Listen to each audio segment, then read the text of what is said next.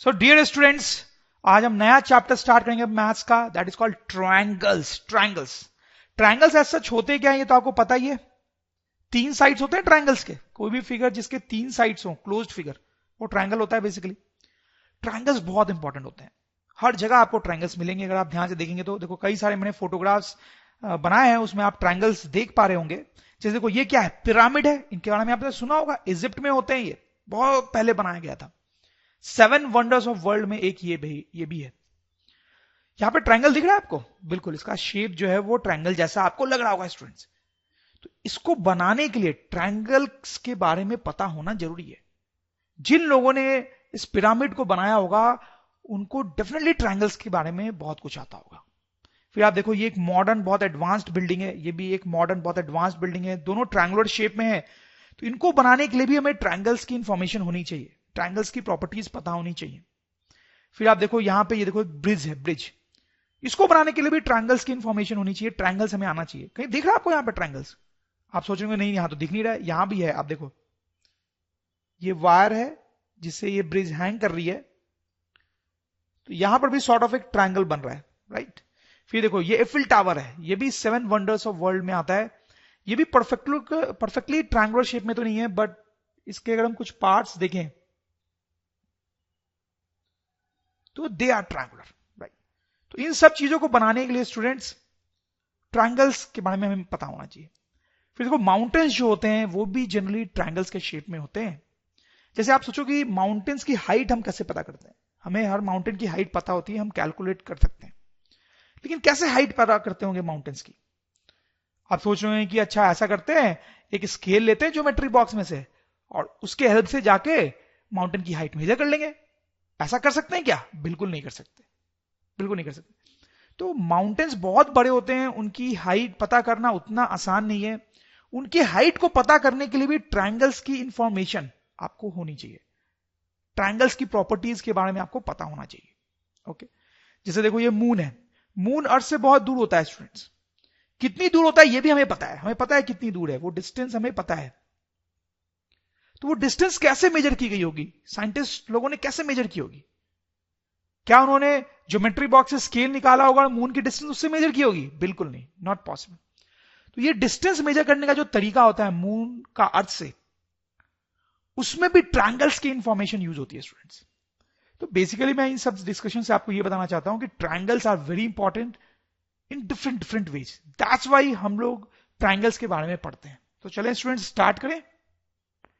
Students कनग्रुएंसी, ये बहुत important term होता है ज्योमेट्री में, इसके बारे में हमने पहले भी पढ़ा है। यहां पे थोड़ा सा रिकॉल करेंगे क्योंकि हमें यहां पे इसकी जरूरत है स्टूडेंट्स। जैसे देखो यहां पे आप जानते हो उस लेडी को स्टूडेंट्स? नहीं जानते होंगे मुझे लगता है, या फिर आई एम जस्ट जोकिंग, आप डेफिनेटली जानते होंगे।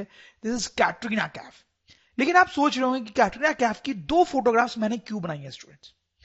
तो आप ध्यान से देखो दोनों फोटोग्राफ्स को, क्या दोनों में कोई भी डिफरेंस दिखाई दे रहा है आपको? है तो आप मुझे बताओ, मिला कोई डिफरेंस? नहीं मिला होगा क्योंकि दोनों फोटोग्राफ्स एग्जैक्टली सेम है स्टूडेंट्स। देखो इस फोटोग्राफ में कैटरीना कैफ की 2 आंखें हैं, यहां पर भी 2 आंखें हैं, यहां पे भी पिंक टी शर्ट पहना है, यहां भी पिंक टी शर्ट। दोनों केस में जार है हाथ में, कप है हाथ में, ठीक है। और दोनों फोटोग्राफ्स की साइज भी सेम है, ये भी आप नोट करें, दिस इज इंपॉर्टेंट। दोनों फोटोग्राफ्स की साइज भी आपको एग्जैक्टली सेम लग रही होगी स्टूडेंट्स, राइट। तो यहां पर ये जो चीज है इसको हम बोलेंगे कनग्रुएंसी। कनग्रुएंसी, कनग्रुएंसी बोलने का मतलब है कि ये दोनों फोटोग्राफ्स एग्जैक्टली सेम है, एग्जैक्टली सेम है। इतना ही नहीं स्टूडेंट्स, क्योंकि ये दोनों फोटोग्राफ्स एग्जैक्टली सेम है, तो अगर इस वाले फोटोग्राफ को मैं इधर मूव करूं तो ये इस पे कंप्लीटली ओवरलैप कर जाएगी। होगा ना ऐसा? देखो मैं आपको करके भी दिखाता हूं, मूव कर रहा हूं मैं उसको। देखो दोनों फोटोग्राफ्स कंप्लीटली ओवरलैप कर चुकी हैं स्टूडेंट्स, राइट। सही है। तो स्टूडेंट्स यहां पर हम लिख सकते हैं 2 figures are congruent. 2 figures are congruent if they have same shape and same size. समझो स्टूडेंट्स, 2 फिगर्स जो होते हैं उनको हम congruent बोल सकते हैं। 2 फिगर्स को हम congruent बोल सकते हैं if they have same shape and same size, अगर उनका शेप और साइज बिल्कुल सेम हो, जैसा कि यहां पे। और they will perfectly overlap on each other, और वो दोनों जो है वो परफेक्टली ओवरलैप भी होंगे ईच अदर पे। I hope you understand students. Congruent figures ऐसे फिगर होते हैं दो एग्जैक्टली सेम है देखा जाए तो, और दोनों एक दूसरे पे परफेक्टली ओवरलैप हो जाते हैं। सही है, समझ में आई आपको बात? तो स्टूडेंट्स हम नया टर्म पढ़ेंगे सिमिलैरिटी। ये टर्म जो है वो कॉन्ग्रुएंसी से हल्का सा मिलता जुलता होता है, हालांकि काफी डिफरेंट भी है। देखते हैं क्या है। तो फिर से हम कैटरीना कैफ की एक फोटो लेते हैं इसको समझने के लिए स्टूडेंट्स। ओके, अब देखो कई बार आपने ऐसा किया होगा कि आपके पास अगर कोई फोटो है अपनी, तो आप उसको छोटा या बड़ा करवाते हो। आप फोटो बनाने वाली शॉप पे जाते हो, उसको अपनी फोटो देते हो और बोलते हो यार कि उसको छोटा कर दो या बड़ा कर दो। जैसे देखो यहां पे कटरीना कैफ की फोटो हमने छोटी करवाई है, ठीक है, और यहां पे कटरीना कैफ की फोटो हमने बड़ी करवाई है। समझ लो स्टूडेंट साहब, ऐसा कई बार आप करवाते होंगे। एक नॉर्मल साइज की फोटो है आपके पास अपनी या अपने मम्मी पापा की, आप चाहते हो उसको दीवार पे लगाना, तो आप उसको बड़ा करवाते हो इस तरीके से, ठीक है। एनीवेज स्टूडेंट्स, क्या ये दोनों फोटोग्राफ्स जो हैं, क्या हम बोल सकते हैं कि ये दोनों कॉन्ग्रुएंट है? कॉन्ग्रुएंट होने का क्या मतलब है अभी भी मैंने आपको बताया। तो क्या हम बोल सकते हैं ये दोनों कॉन्ग्रुएंट है? सोचिए, आप बताएं। नहीं स्टूडेंट्स, हम नहीं बोल सकते कि कॉन्ग्रुएंट है, क्योंकि कॉन्ग्रुएंट होने के लिए फोटो बिल्कुल सेम होनी चाहिए और साइज भी सेम होना चाहिए, जो कि नहीं है, इसलिए कॉन्ग्रुएंट नहीं है। आप समझ रहे होंगे। वैसे अगर हम इन दोनों फोटोग्राफ्स की बात करें स्टूडेंट्स, तो जब मैंने इसको बड़ा कर दिया तो भी कॉन्ग्रुएंसी खत्म हो गई। अब ये कॉन्ग्रुएंट नहीं रहे, ठीक है, क्योंकि साइज डिफरेंट हो गया, ठीक है। अब देखो यहां पे एक इंटरेस्टिंग चीज हम देखने वाले हैं कि सपोज करो ये जो लेंथ है वो 2 सेंटीमीटर है, फोटो की ये जो लेंथ है वो 2 सेंटीमीटर है, और इस साइड की जो लेंथ है, चलो सिंप्लिसिटी के लिए उसको भी 2 सेंटीमीटर ही ले लेते हैं, ठीक है। अलग भी हो सकती थी बट सिंप्लिसिटी के लिए, समझने के लिए हमने दोनों को 2 सेंटीमीटर ले लिया। Okay students, okay. और सपोज कर लेते हैं ये वाली जो लेंथ है वो 1 सेंटीमीटर है और ये वाली जो लेंथ है वो 1 सेंटीमीटर है, ठीक है। तो देखो हमने क्या किया है स्टूडेंट्स यहां पे कि इस फोटो को हमने छोटा किया, ठीक है। ये जो लेंथ 2 सेंटीमीटर थी उसको हमने 1 कर दिया, ये जो लेंथ 2 सेंटीमीटर थी इसको भी हमने 1 कर दिया, ठीक है। तो बेसिकली 2 से डिवाइड किया इस लेंथ को हमने 2 से डिवाइड किया, इस लेंथ को भी 2 से डिवाइड किया। ओके, तो स्टूडेंट्स यहां पे हम ऐसा सोच सकते हैं कि हमने इस फोटो को स्केल डाउन किया है, scale down by factor of 2, scale down by factor of 2, इसको छोटा किया है बाय फैक्टर ऑफ 2। तो छोटा किया है बाय फैक्टर ऑफ 2 का मतलब है कि इस फोटो की हर चीज को 2 के फैक्टर से छोटा कर दिया गया, ठीक है। आप समझ रहे होंगे। अब जैसे देखो ये बड़ी फोटो है, ठीक है, तो ये 2 सेंटीमीटर है, सपोज करो ये जो लेंथ है ये 4 सेंटीमीटर है और ये जो लेंथ है ये भी 4 सेंटीमीटर स्टूडेंट्स। अब हम बोल सकते हैं स्टूडेंट्स कि इस फोटोग्राफ को हमने क्या किया है, scale up by factor of 2। हमने इस फोटोग्राफ को 2 गुना बड़ा किया है, 2 गुना बड़ा किया है। उसकी हर लेंथ को हमने क्या किया है, 2 टाइम से मल्टीप्लाई कर दिया, 2 से मल्टीप्लाई कर दिया, ठीक है स्टूडेंट्स। अब ये एक और फोटो देखें आप, ये थोड़ी सी अजीब सी लग रही होगी आपको, ठीक है।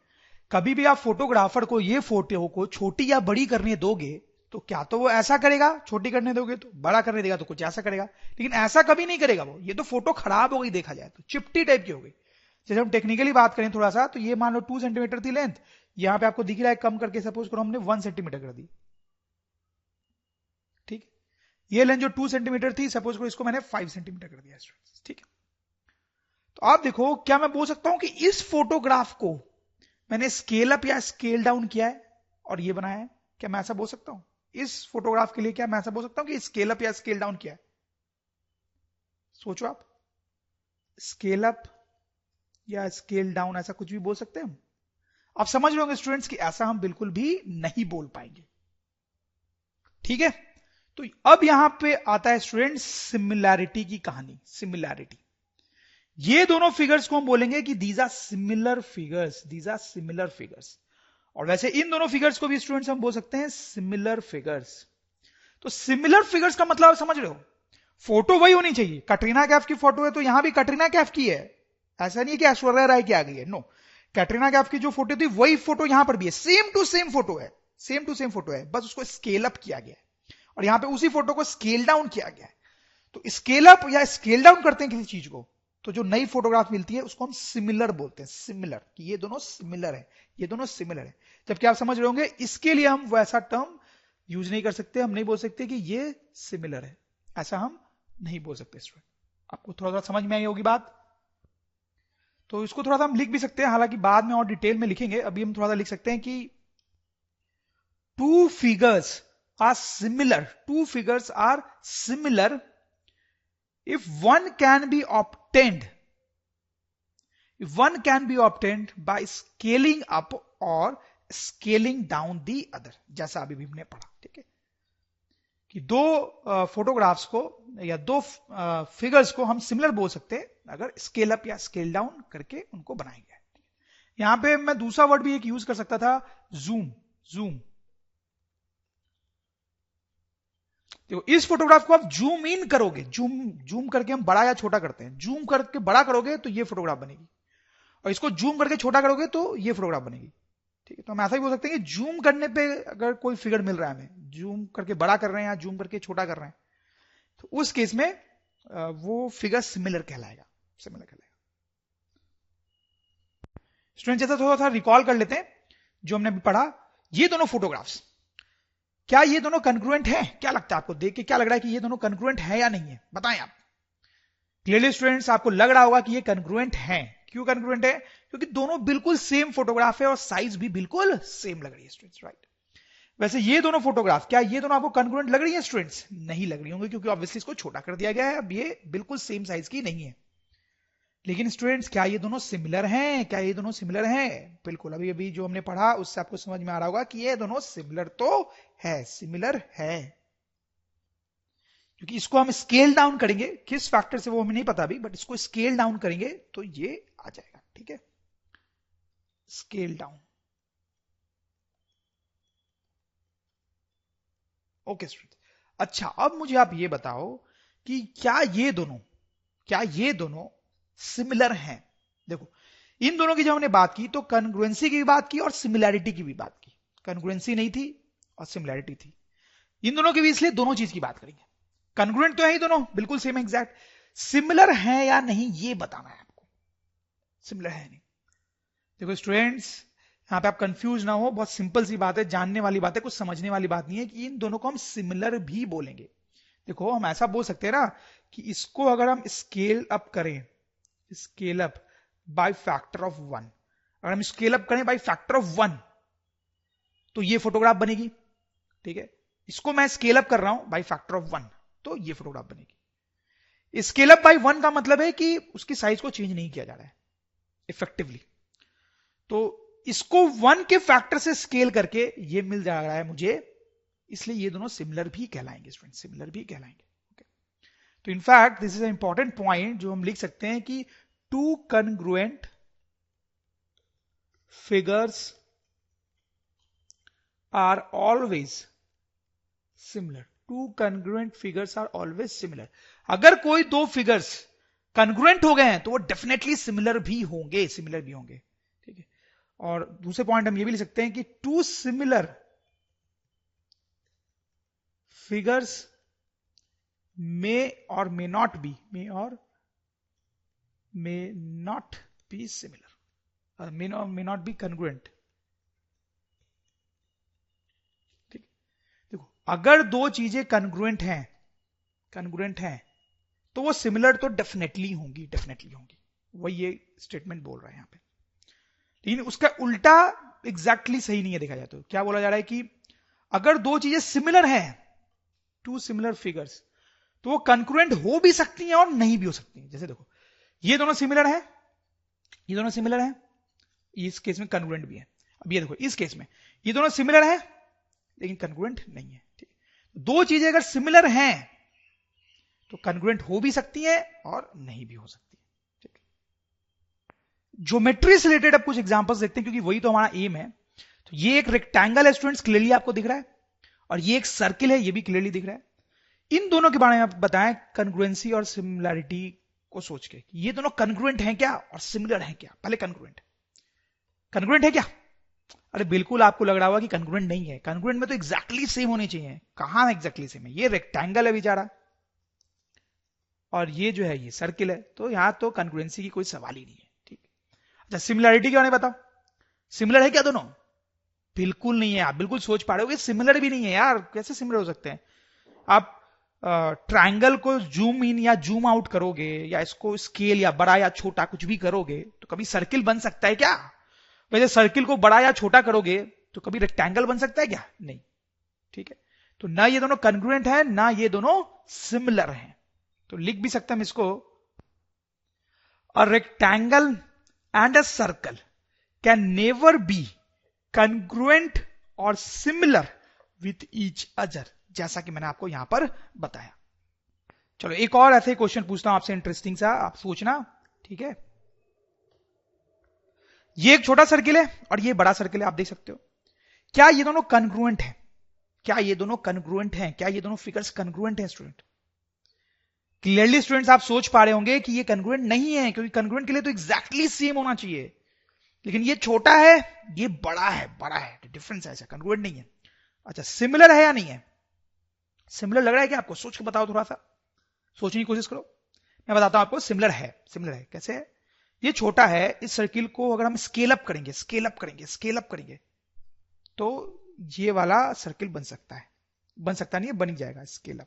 ठीक है, और वैसे इसको स्केल डाउन करेंगे तो दूसरा वाला बन जाएगा। ठीक है, या फिर आप ऐसे भी सोच सकते हो कि ये छोटा सर्किल है, इसको जूम करेंगे, जूम करके बड़ा करेंगे तो ऐसा बड़ा सर्किल बन सकता है ना।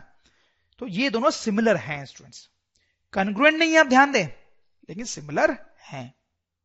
तो स्टूडेंट्स यहां पे हम लिख सकते हैं two circles of different radius, two circles of different radius are not congruent, are not congruent, जैसा कि हमने यहां पे देखा, but are similar, but are similar. ठीक है, चलो एक और देखते हैं ऐसा ही। ये दो स्ट्रेट लाइन है स्टूडेंट्स, ये एक छोटी स्ट्रेट लाइन आप देख सकते हो और ये एक बड़ी स्ट्रेट लाइन है।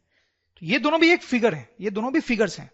आपको देखने में थोड़ा अजीब सा लग सकता है, सोचने में अजीब सा लग सकता है, बट ये एक फिगर है, एक छोटी लाइन, ये भी एक फिगर है, ये एक बड़ा लाइन। ठीक है, इन दोनों के बारे में आपको बताना है कि कन्ग्रुएंट है आपस में या नहीं, और वैसे ही सिमिलर है या नहीं। कन्ग्रुएंट, क्या लगता है आपको, क्या ये दोनों कन्ग्रुएंट हैं? कन्ग्रुएंट हैं? बिल्कुल नहीं। कन्ग्रुएंट तो बहुत ही सिंपल होता है स्टूडेंट्स, एग्जैक्टली सेम हो तो ही कन्ग्रुएंट होता है, वैसा तो है नहीं। ठीक है, सिमिलर है या नहीं? सिमिलर है या नहीं? सिमिलर है स्टूडेंट्स। देखो इस लाइन को आप जूम करोगे, जूम करोगे, ठीक है, तो ये बड़ी लाइन बन सकती है। ठीक है, जैसे मान लो मैं आपको बताऊं कि ये जो लाइन है उसकी लेंथ 2 सेंटीमीटर है, ठीक है, और ये जो लाइन है इसकी लेंथ 6 सेंटीमीटर, ऐसा हो सकता है। ठीक है, तो अगर इसको मैं स्केल करूं, scale up by a factor of 3, इसकी लेंथ 2 है, इसको मैं स्केल अप करूं बाय अ फैक्टर ऑफ 3, तो 2 इंटू 3, 2 इंटू 3 6, ये लाइन बन जाएगी 6 सेंटीमीटर की, बनेगी ना। तो ये जो बड़ी लाइन है वो मैंने बना ली इस छोटे को स्केल अप करके। ठीक है, तो मतलब दोनों सिमिलर हैं, राइट स्टूडेंट्स। तो इस चीज को भी हम लिख सकते हैं, two straight lines of different lengths, two straight lines of different lengths are not congruent, are not congruent, जैसे कि आप यहां पे देख सकते हैं, but are similar, but are similar. ठीक है बच्चों, सिमिलर पॉलीगन्स। तो स्टूडेंट सिमिलर का मतलब क्या होता है हमने देखा, पॉलीगन्स का मतलब तो आपको ऑलरेडी पता ही क्या होता है। जैसे ट्रायंगल जो है स्टूडेंट्स वो पॉलीगन है, स्क्वायर, रेक्टेंगल, पेंटागन, ये सब क्या है, पॉलीगन्स है। कोई भी क्लोज फिगर जो स्ट्रेट लाइन से बना हो पॉलीगन होता है। ठीक, देखो यहां पर जो हम कॉन्सेप्ट देखने वाले हैं उसको समझने के लिए एक सिंपल सा एग्जांपल लेते हैं पहले। जैसे हमने ये स्क्वायर लिया, स्क्वायर एक बहुत ही सिंपल सा पॉलीगन है स्टूडेंट, तो हम पहले स्क्वायर की बात करके समझते हैं। तो ये क्या स्क्वायर है, इसको मैंने स्केल अप किया तो ये स्क्वायर मिल गया, मुझे मिलेगा बड़ा वाला स्क्वायर मिलेगा, स्केल अप कर दिया मैंने, तो स्केल अप किया मैंने। ठीक है, जैसे कुछ नंबर्स भी ले लेते हैं अच्छे से समझने के लिए, जैसे मान लो कि स्क्वायर की साइड लेंथ 2 सेंटीमीटर है, तो सारी साइड्स तो स्क्वायर की सेम होती है, तो सबकी सब 2 सेंटीमीटर हो जाएंगी। ठीक, और समझ करो यहां पर जो साइड लेंथ है वो है 6 सेंटीमीटर, तो सारी की सारी 6 सेंटीमीटर हो जाएंगी। तो स्केल अप हमने किया किस फैक्टर से किया, बता सकते हो स्टूडेंट्स? देखो पहले साइड लेंथ 2 थी, अब हमने हर साइड को 6 कर दिया, 6 कर दिया। ठीक, तो कितने टाइम्स मैंने इसको बढ़ाया, 3 times, 3 times, scale up by a factor of 3।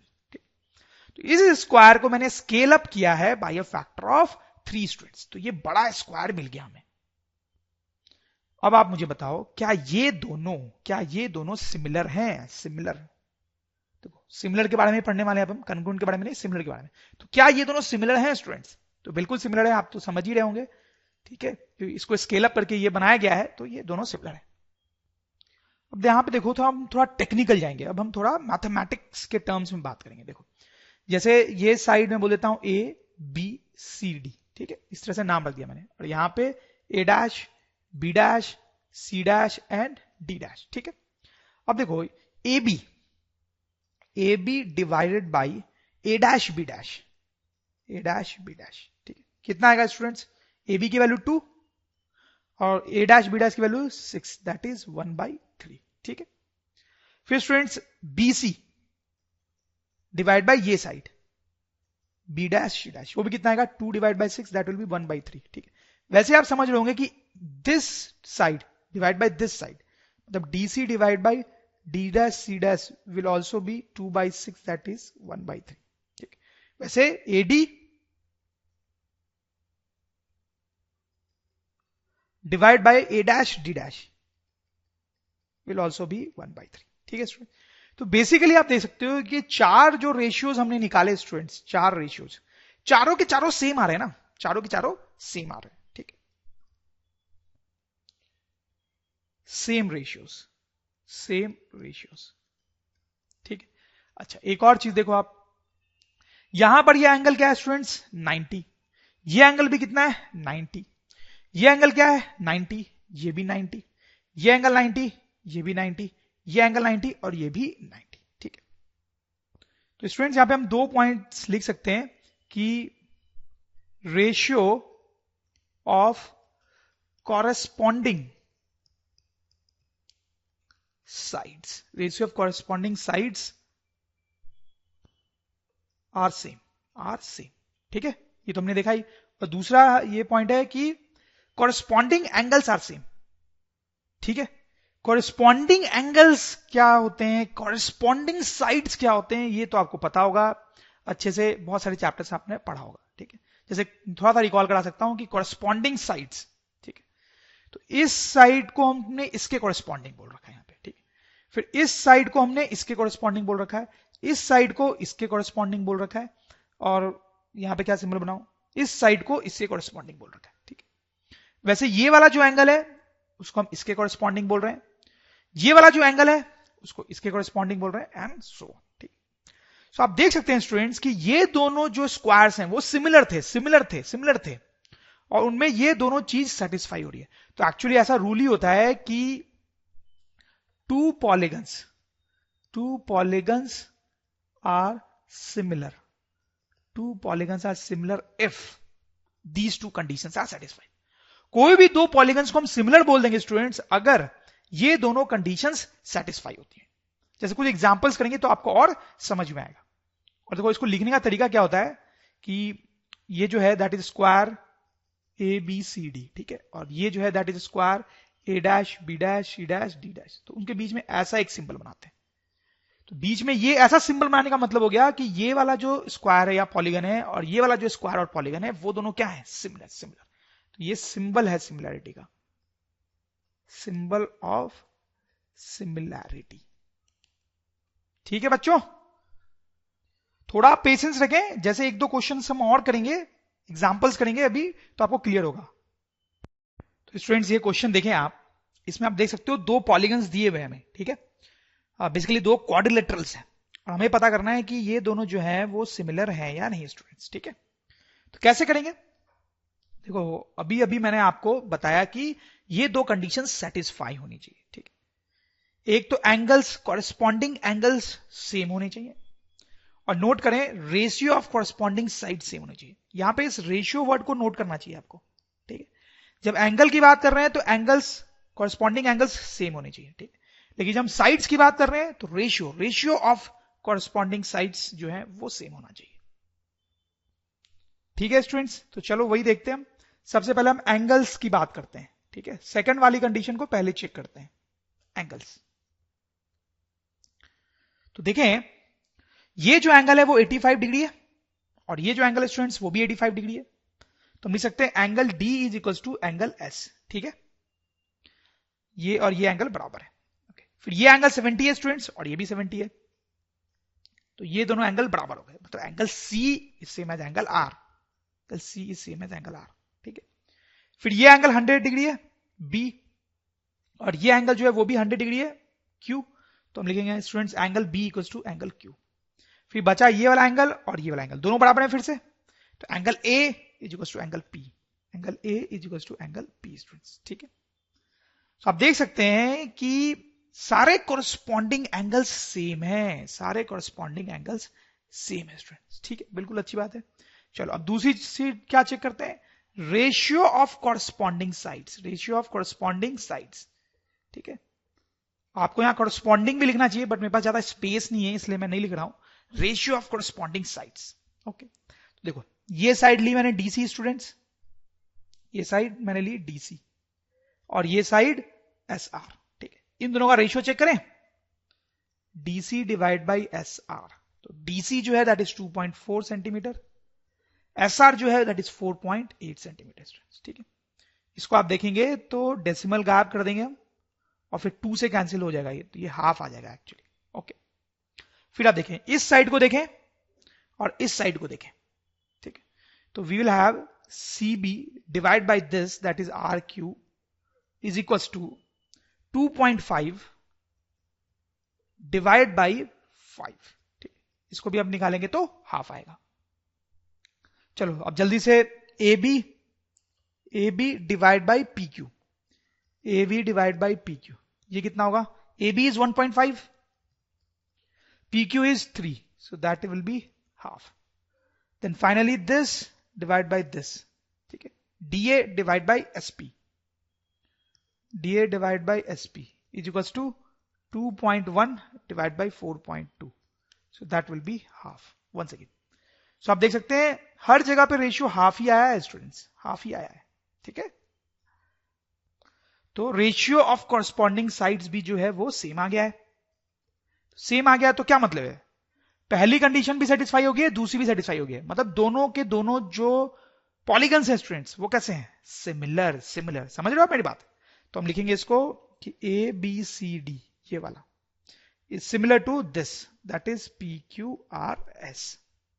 बच्चों इसमें एक चीज और आपको ध्यान रखनी चाहिए हमेशा जब रेशियो ले रहे हैं, देखो जैसे मैंने यहां पर जब रेशियो लिया तो डीसी बाई एस आर, मतलब डीसी ये था और फिर एस आर ये था, तो ऊपर ठीक है, ऊपर मैंने यहां पे आप देखो ऊपर ये वाले पॉलीगन का साइड लिया, नीचे मैंने ये वाले पॉलीगन का साइड लिया, ठीक है, यहां पे रेशियो कैलकुलेट करते हैं। तो जब मैं दूसरा रेशियो कैलकुलेट कर रहा हूं ना तो भी वही करना पड़ेगा मुझे। देखो ऊपर मैंने कौन सा लिया, सीबी जो कि इस पॉलीगन का साइड है, और नीचे मैंने क्या लिया, आर क्यू जो कि इस पॉलीगन का साइड है, ठीक है। तो एक बार रेशियो लेते टाइम मैंने इस साइड को ऊपर लिया और इस साइड को नीचे लिया, ठीक है, आपने देखा यहां पे। तो दूसरी बार जब रेशियो ले रहा हूं तो इसी पॉलीगन के साइड को ऊपर रखूंगा, इसी पॉलीगन के साइड को ऊपर रखूंगा और इसी पॉलीगन के साइड को नीचे रखूंगा, जैसा कि आप यहां पे देख सकते हैं। जैसे ये वाला एक और वेरीफाई कर लो, ए बी देखो, ए बी ये है, ठीक है, इस पॉलीगन का, सही है। एंड देन पी क्यू इस पॉलीगन का, समझ लो मेरी बात। उल्टा नहीं कर सकते, अगर आप यहां पे लिख दिया P Q by A B और तब आप रेशियो निकालोगे तो जो भी आप निकालोगे उसका कोई मतलब नहीं है, वो सब गलत हो जाएगा, ठीक है। तो रेशियो निकालते टाइम ये चीज ध्यान में रखनी चाहिए।